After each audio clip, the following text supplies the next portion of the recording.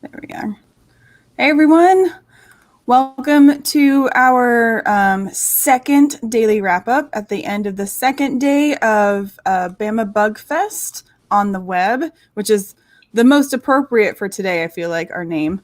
And so looks like we're live everywhere, and we've got some people watching, which is great. So let's go ahead and get started. So I just want to welcome you all to our daily wrap-up and Q&A for Bama Bug Fest on July 9th for Into the Spider-Verse Day. We've been collecting all of your questions and comments about our content throughout the day, and we'll be asking our panel of experts, as you can see here, to help us answer as many as we can. Now, these daily wrap-ups happen every live day of Bama Bug Fest at 7 p.m. Central Standard Time. We're joined this evening by Dr. John Friel, who's the director of the Alabama Museum of Natural History, and Justin Snipes, who is the owner of the comic strip comic book store in Tuscaloosa. You might recognize them from programs we've had throughout the day, and they've been kind enough to agree to give us a little bit more of their time, come back this evening for a quick Q&A session. So thank you for joining us, and thank you for helping with the event today, Dr. Friel and Justin. I appreciate that. My pleasure. Yeah, it was a good time. How did it go today? Did you guys like it? Mm-hmm. Like I said, I've already said earlier that, I love spiders. Dr. Echeverry, our Spidey cosplayer, and Justin did a great job. I mean, it was really good. I learned stuff, I knew most stuff about the spiders, but I actually learned a lot about the comic books, the backstory to Spider-Man and some of his abilities. That's great. Yeah, so like I said, we've been collecting your comments and your questions throughout the day. For the ones that we didn't get a chance to address in the live portions of it, or for any of the videos that were just uploaded that were recorded beforehand, we've been kind of combing through those comment sections to see if there's anything that we can address here at the daily wrap up. But it is also an opportunity for you to ask us questions live. So if you have any questions while we're talking for this quick little wrap up, go ahead, feel free to put them in the comments. We'll get access to them and pop them on the screen for our experts to take a stab at, or a pedipalp at. No, or a, anyway, whatever, I'm bad at it. Okay, so, but I thought it would be a great way to start. So I think you guys know today we had three things. So we had the drawing session with DC comic artist Sarah Louver that taught you how to draw Spider-Man. And then we had the talk with Justin was on that one, Dr. Echeverry and Spider-Man, about how Spider-Man and spiders in real world, how there's crossover. And then we had the 8-legged facts with Dr. John Friel. And then we had Spiderly Speaking with our very own Dr. Ruth this afternoon. And so we asked for that first one, for the drawing session, we asked for people to share their pictures with us. And one of our Bama Bug Fest committee members put together a presentation for us. Do you guys want to see it, to see all of our uploads? Yep. Okay, let me go ahead and move my screen over. Okay, can you guys see it okay? Mm-hmm. So this one came from Molly. Look at her Spider-Man. It looks so good. The webs on the head, the webs were difficult, I think. And so she has good webbing right there. This one came from Judah. Judah, I believe, is 5 years old. Is that Judah Hester? Is that the Judah I'm thinking of? Not the same Judah. I thought the same thing, but it's a different Judah. I think it's Molly's brother, but I'm not sure. And then we got these from the McDonald's from Sylvie, Sipsy, and Kahaba. Look at these beautiful Spideys. Oh, look, and Spidey's even hanging for some trees. Mm-hmm. Spidey's doing some web slinging on some buildings. Wow. I love it. It looks great. We also got this one from Asher, which looks fantastic. And look at that great web in the corner. And then we got this one from Twitter from @TheRealADES. Ades. I'm sorry about that. But I think it looks really great. Look at because I think, if I remember correctly, Justin, you were talking about there being webs in one of the costuming, right? Mm-hmm. Yeah, the underarm webs. That was part of his original costume. See, look at that. Some OG Spider-Man right here. And then this came from the Tuscaloosa Public Library. So they have the Spideys that were drawn at the library today, and then some of the Spidey comics that you can find and rent from the Tuscaloosa Public Library. That's something I didn't know, Allie, that our Tuscaloosa Public Library, in addition to books and CDs and DVDs, they've got comic books as well. They do, and graphic novels. They've got a really great section. And then that's mine. Look at his little chunky feet. I love his chunky feet. They're so cute.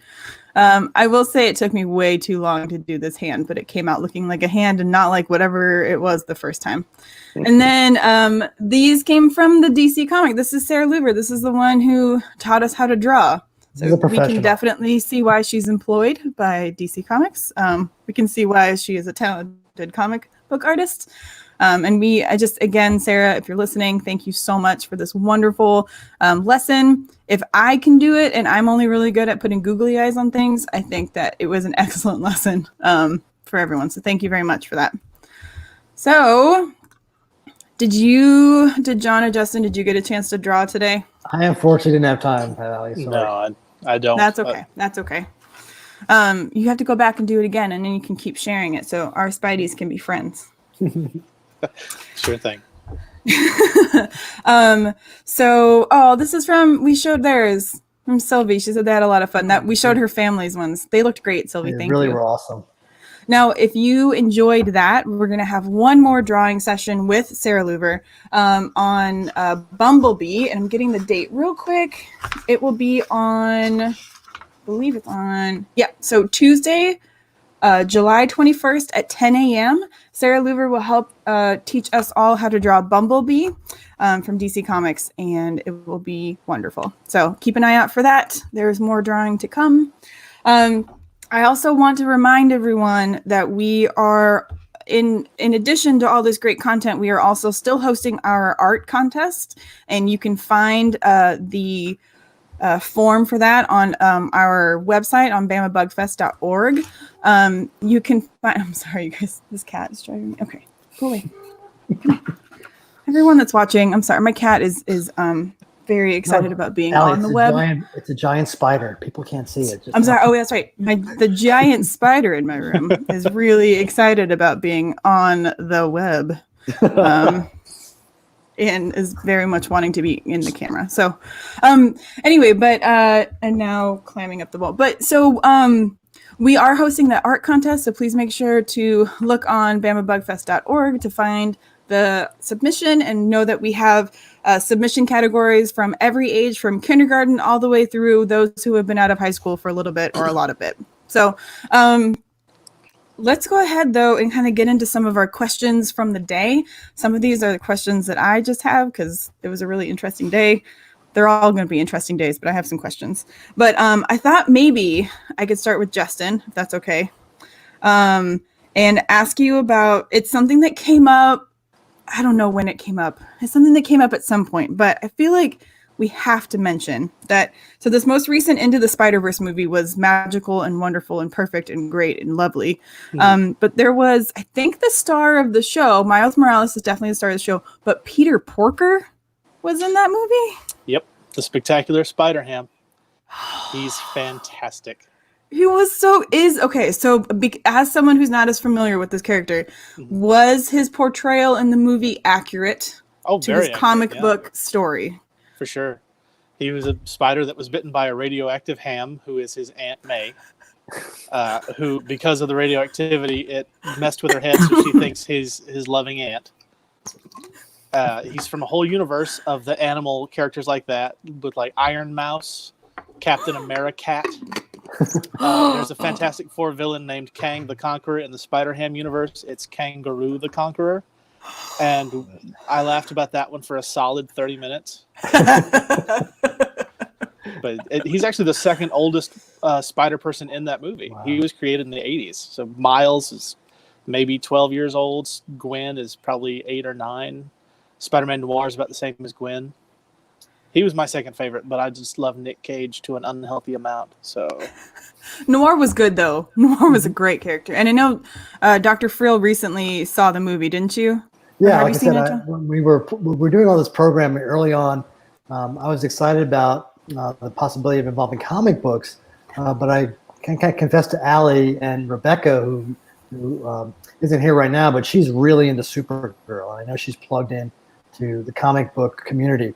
And I was thinking this is going to be an interesting interface between science and popular culture. But, since I was at an early age, I can remember being, in elementary school and actually drawing Spider-Man with my friends. I went through that phase, but then I got drawn into science and I kind of forgot about it. But this reawakened it in me. So I turned to Allie and Rebecca and I said, where should I go? I mean, I'm so out of the loop. They're like, well, you should watch Into the Spider-Verse. It's on Netflix now. So I started. It took me a while. Like I never got through it the first time, but once I got through it one time, and then I have a 3-year-old son at home, and I let him watch it. He loves it now. So we've been watching it together. We've all got our favorite scenes. He loves to dance, so it's got such a great soundtrack. And it's within one Spider-Man movie. There's multiple Spider people. So like I said, much like I connected with Peter Porker because he just connects to my childhood experiences watching Looney Tunes and that kind of animation with, Roadrunner, Wile E. Coyote, big weapons and things like that. Just the silliness of that he exudes. Oh, yeah. I mean, and maybe it's a dream of mine that I know will never come true, but I want to be able to waft through the air on the smells of something delicious, Just going to Pie Lab or something? Right. I want to go to Pie Lab and just float on in and then float on out later. I just know that I'm not going to be able to make that happen in life. So it's nice to see that somebody else gets to do that. I mean, look, with all the advents of modern science, you never say never. That's very true. That's very true.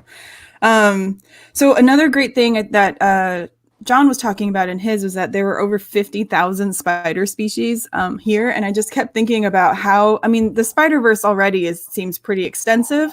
Well, I say extensive, but with 50,000 spider species, I feel like there is just more fodder and more inspiration for potential new spider, universe things. And so I think John had mentioned one of the spiders that I thought was really interesting, and I think he likes a lot too, is the spider that throws the web over something. Net casting spiders.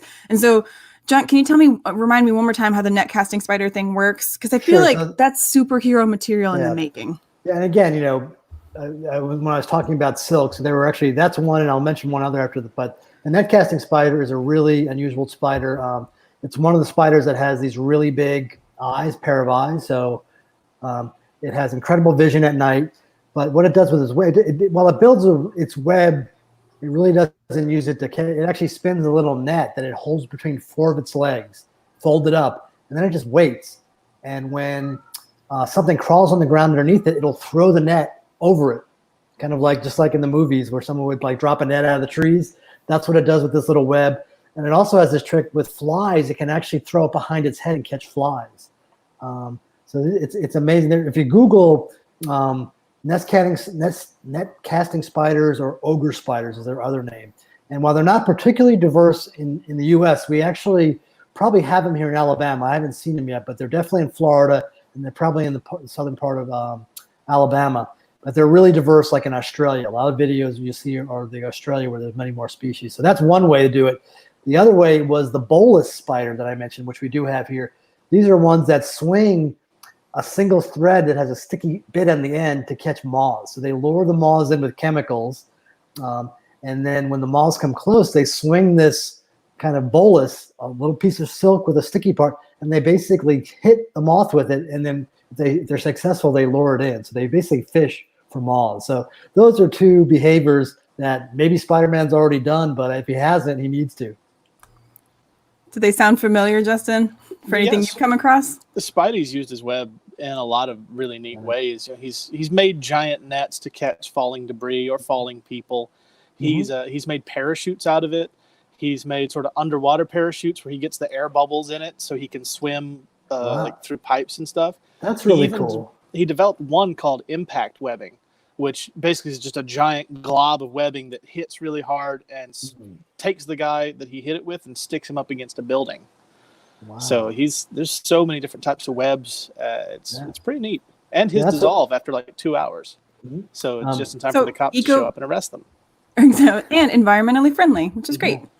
Yeah, mentioning the spider that goes underwater, but there's actually a spider that does that. I mentioned in my talk, there's one species of spider that actually lives most of its life underwater, and it literally builds a silk kind of dive bell that it fills with air, and it lives inside that underwater. So again, in some cases, I don't know if Spider-Man, or the people behind Spider-Man knew about this, but there is this convergence, and just, it gets to the point that silk is incredibly diverse material. There's so many things that real spiders do with it, and so many things that Spider-Man has done with it. So I think it's really one of the superpowers I really got intrigued is one that Miles Morales has, the invisibility.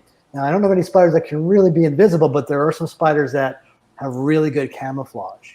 And the other one is his like venom shock ability, which I find really interesting too. I don't know if there's any other analogs to that in the Spideyverse.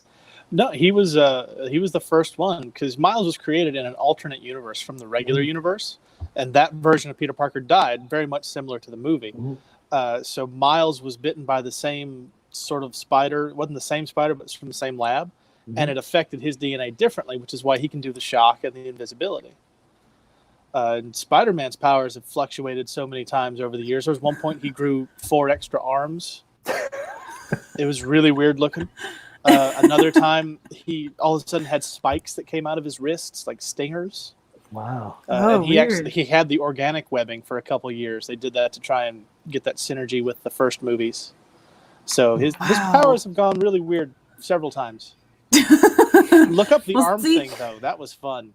Yeah, the arm thing sounds interesting. But in the I'm going to go back to movies just because I feel like a lot of people have seen them. But in maybe it was Endgame, I can't remember. But Tony Stark made him that suit that like had the legs that came out of it. Does anyone remember that? Is that what the leg thing that you're talking about is, or a different actual like organic legs came out of him? Yeah, no, he was like his mutated, like he started mutating more because he was exposed to radiation. So he grew legitimate extra arms. He had 6 arms total. They were just poking out of his suit. Wow, that was the same issue that Morbius the Living Vampire debuted in. So it was a whole weird thing. That was from the 70s. I bet he went through a lot more deodorant then.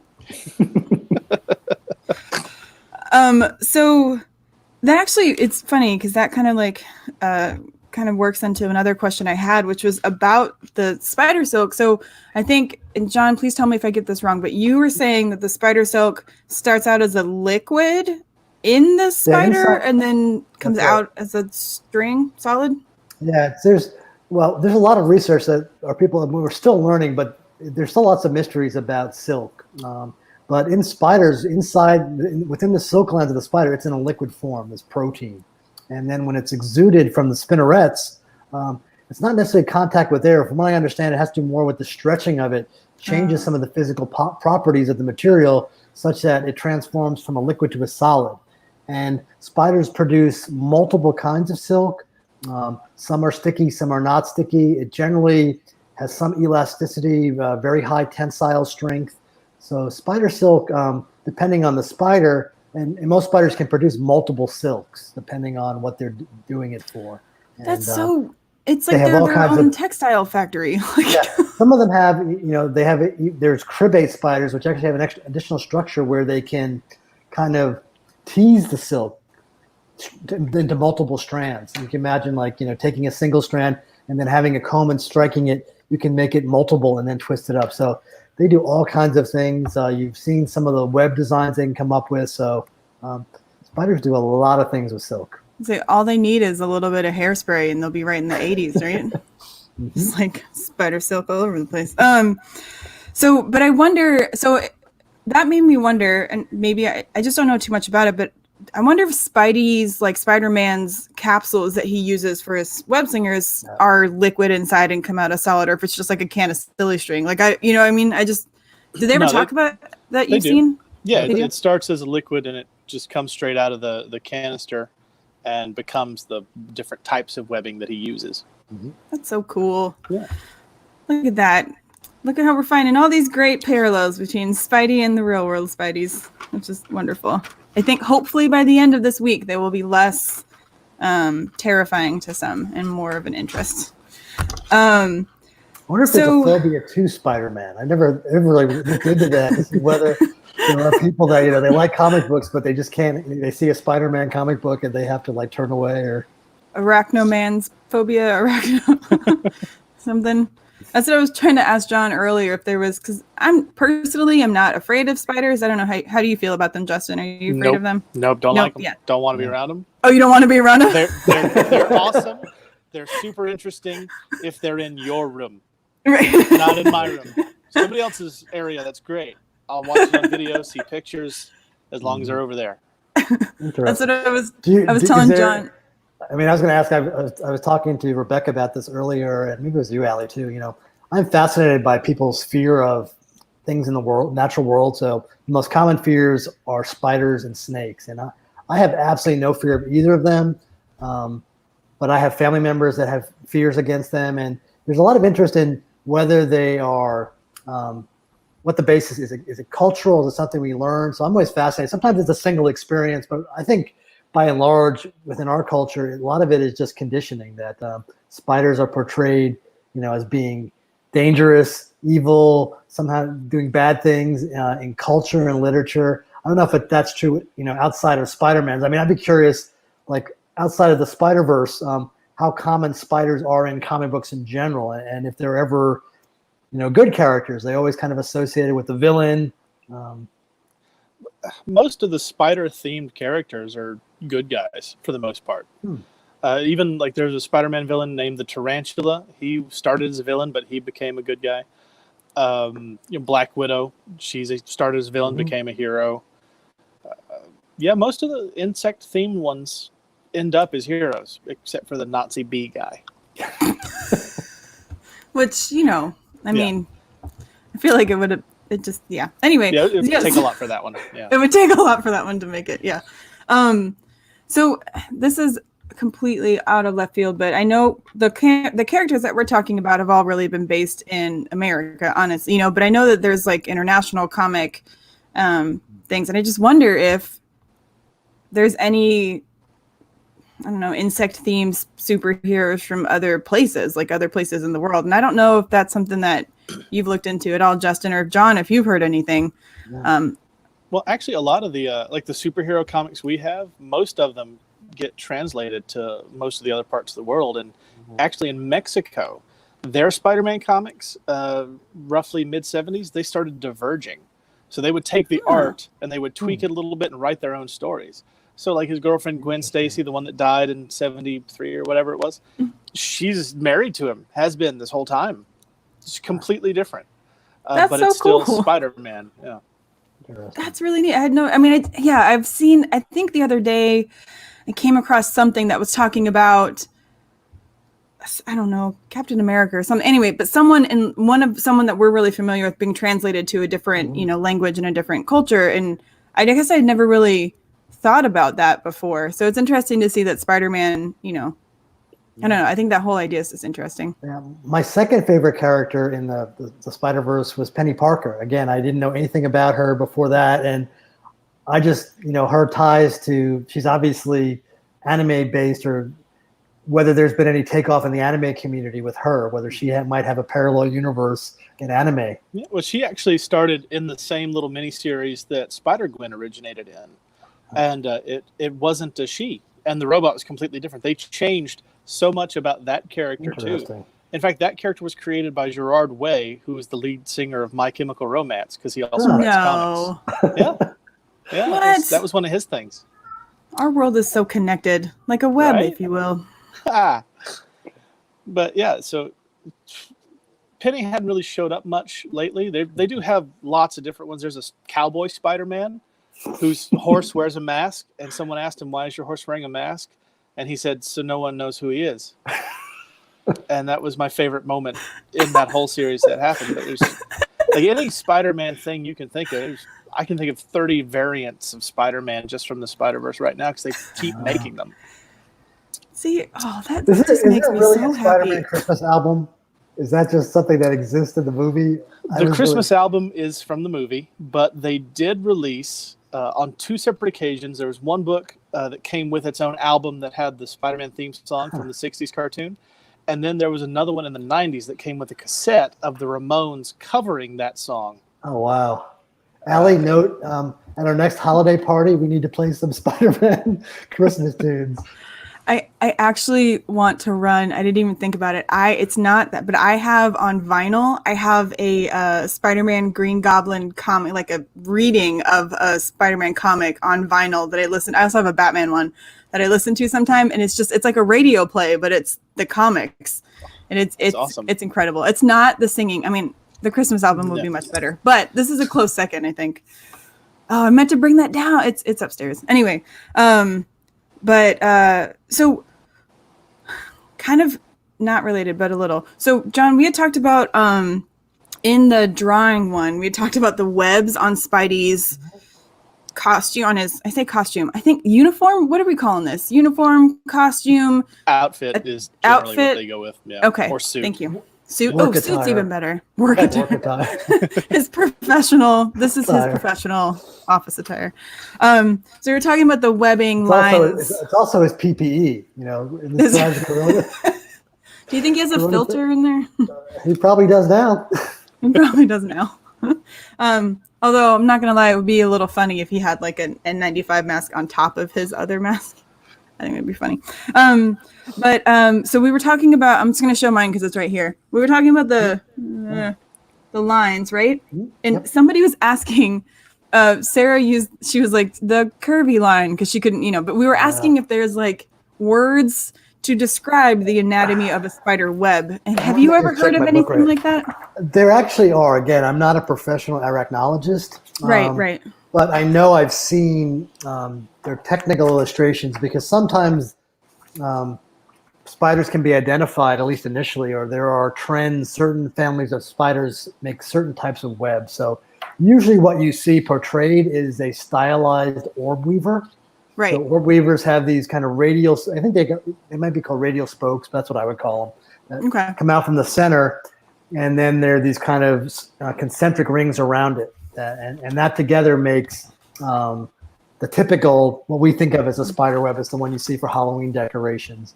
And that is, people have been studying that evolutionarily, whether that's a primitive trait, whether it's something that's more derived, because some of the most primitive spiders don't really build any webs. And then other spiders like black widows and our common house spiders, they just make a mess of webs. There really is no pattern to it. But what's really cool about the orb weavers are they build those on like a daily basis. And I've actually been in Tuscaloosa. I remember one time I was up at the Hotel Indigo bar overlooking the Black Warrior River. I was out there having a drink with my wife, and I noticed there was an orb weaver. This is right about dusk. Was making its web, and I watched it. And in the course of about 20 minutes, it had no web built, but it built the entire web. And just watching it do it was just fascinating. It was oblivious to me. It's just like, for him, it was just like, okay, it's time to go to work. I need to set up my web because I got to get some food. And he would make the little they usually make a line across the top, and they come down and start doing some of the spokes. And once the spokes are in, they start in the center and then do this concentric circle. So if you actually see a real spider web, those horizontal lines are all connected eventually till they get to the outside. And then sometimes at the end of the night, as Sebastian mentioned, silk is really expensive. So the spiders will actually recycle it. They'll eat their own web sometimes. And sometimes they're just one use, they get torn down. So it's neat that it's in there, and everyone recognizes it. I don't think if you show someone a spider web, they're going to know what that is. They might not know it's Spider-Man's costume, but they're going to recognize it as a spider web. It sounds like spiders are in the construction business, always and always and always. Yeah, they definitely are. So actually, that brings me to one of my favorite facts about spiders, which is where spiders liquefy their food and then slurp it up, right? Like spider Slurpees, always Slurpees. They were the original juicers. And I wrote a couple of terrible popsicle stick humor thoughts about this, and I would like to read them to you now. So I would say spiders are the original juicers, and that it brings a new meaning to a juice cleanse. It was good, right? It was good. You can see more of that at our stand-up special, which I will tell you about later. But Can you talk just a little bit more about that again, John? It's like the coolest thing. Yeah. So, I mean, one of the things I like to I was often contrasting because, a lot of people, again, I don't know if you're going to ask me about spiders and insects, hint, hint, but, that's a nice distinction I like to make. And if you've ever watched, a praying mantis eat or a grasshopper, I mean, insects most of them have, most of them, or some of them at least have mandibles where they can physically chew, like a caterpillar. A caterpillar chews up a leaf. So those have the ability to eat solid food, pass it through them, poop it out the other end. Spiders, on the other hand, they really aren't set up to chew things. I mean, they have those little tiny teeth at the base of the chelicerae, so they can kind of mash things up, but it's more kind of making a mush. They basically have to, as I think I described it, vomit up some digestive juices into their prey item. Let it steep for a little bit, let it do its magic, and then maybe massage it a little bit with those chelicerae teeth, and then basically suck it back into their bodies as a Slurpee or however you want to do it, your slushy. So that's how they do it. And you think about it, and they leave the husk behind. So often you'll look at a spider web, you often see just the exoskeletons of things it's eaten. Sometimes they're wrapped up in silk. And often they'll catch them, they'll wrap them up in silk, and then they'll do all this digestive business. See, juice cleanse. The thing that they ate got completely cleansed. There's nothing left in it. And then it just gets left. Hey, John, first off, before that, I wonder if there's been any, I'm assuming digestive juices have not featured heavily in the comics when we talk about Spider-Man, but has there ever been? Okay, good. Has he gone to Smoothie King a lot? Like, is there that involved or? No. Okay. Well, that's probably for the best. If you guys are writing Spider-Man comics, please maybe don't include digestive juices to neutralize your prey. I like that in the multiverse because they actually showed at least one of the Spider-Man eating. Normally you don't see him eating at all. Again, it's like the same way with going to the bathroom. I mean, I don't know if that's ever dealt with in Spider-Man comics or the movies. Oh yeah, no, sure is. Yeah. Is it really? Yeah, he talks about how irritating. If I had to wear Spider-Man's costume, I can imagine it's going to be inconvenient when nature calls. He's mentioned that. Yeah. My favorite, going back to Spider-Verse, but my favorite scene or like montage or whatever is when Parker or Spider B Parker, Peter B Parker is like eats a lot and gets really out of shape and it like cries in the shower, and just that whole montage it cracks me up every time I watch it. But then he pulls it back together, but then he's in sweatpants and I think it's okay. Anyway, but so John, we should talk about spiders and insects. Spiders versus insects. Yeah, so I mentioned in my, since this is the Bama Bug Fest, I mean, a lot of the facts we've been talking about are kind of universal, global in nature.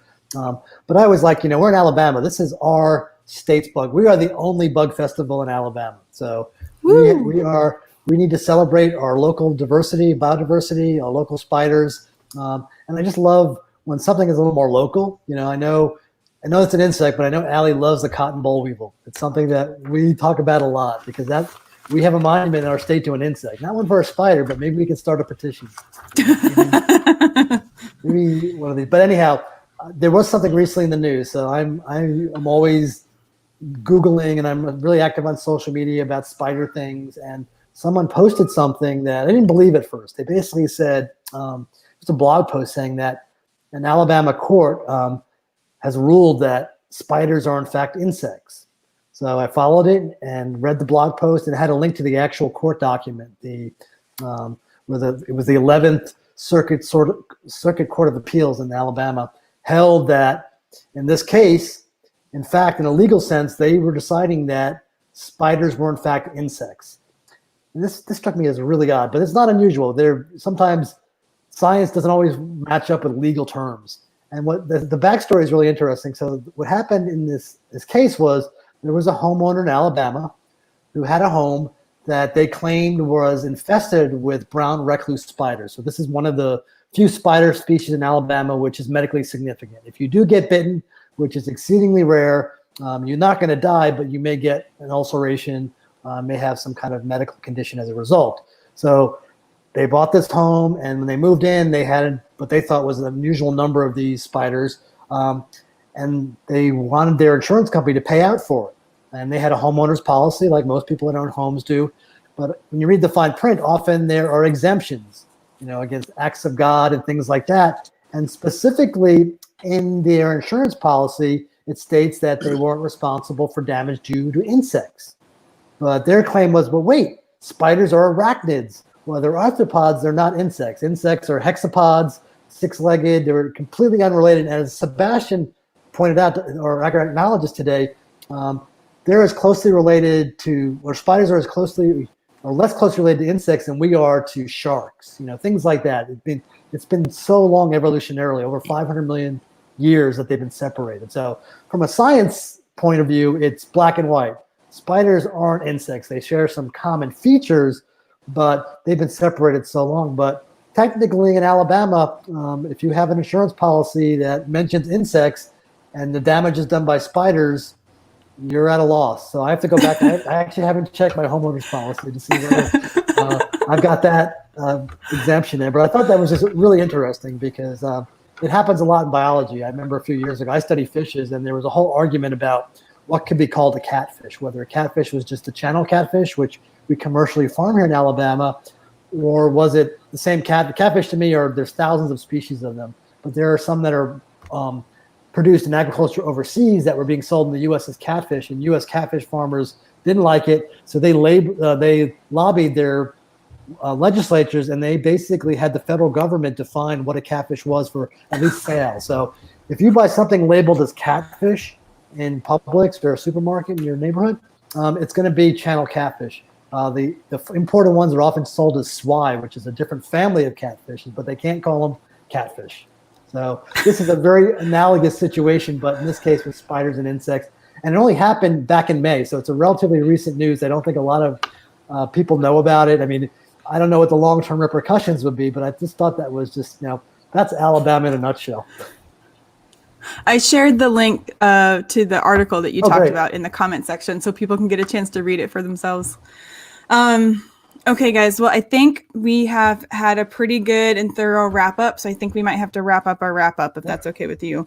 But I do want to mention that, Justin had talked about in the 2:00 one, how if people were interested in learning more about Spidey, like where they could get started.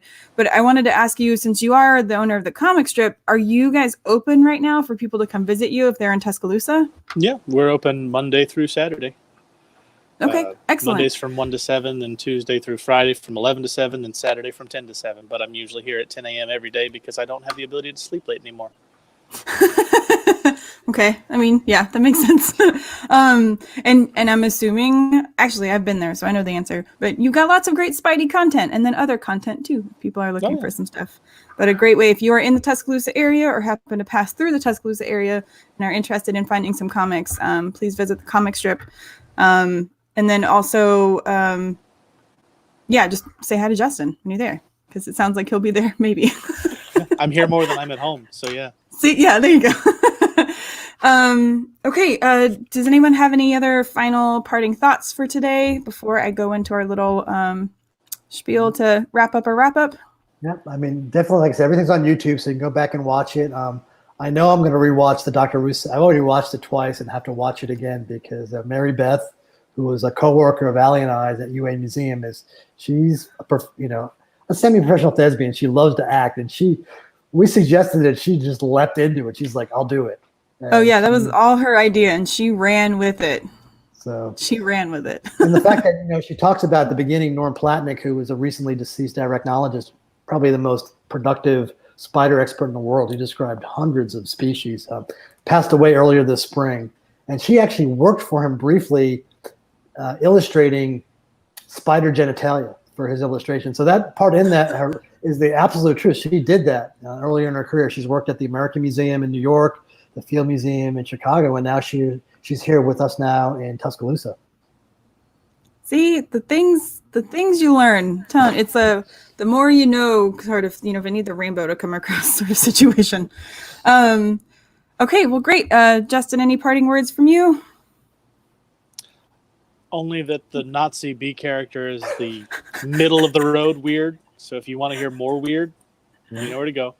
Yep. Go visit that guy. He can help. Okay, excellent. Well, thank you all again for joining us today for Bama Bug Fest on the web. Make sure to check us out on Saturday, July 11th. We will have our Bug Meets World A Walk in the Woods day, and we will have content at 10, 2, 4, and then the daily wrap-up again at 7. And remember, all these times are Central Standard Time. If you aren't able to join us for any of the live presentations at the time that they happen, you can always go back and watch them later. They're all archived on our social media sites and YouTube channels. And then also check out the handy resource guide, which you can find at bamabugfest.org. That has more resources.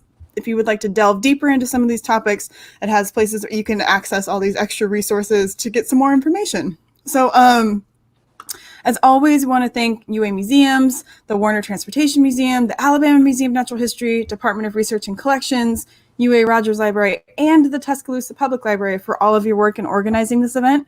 And we want to thank our guests, Dr. John Friel and Justin Snipes. Thank you guys so much for your time here today. We appreciate you sharing some of your time and expertise with us. And we look forward to, I think we're going to see both of you some more for Bama Bug Fest. Is that right? Yeah, I'll be back. Yeah, Excellent. I'll be back. So thank you all again. I hope everyone has a great night. And yeah, think of spiders. Draw them. Be one with the spiders. They're okay. All right, everyone. Have a good night. Thanks, Allie. Bye. Bye. Bye.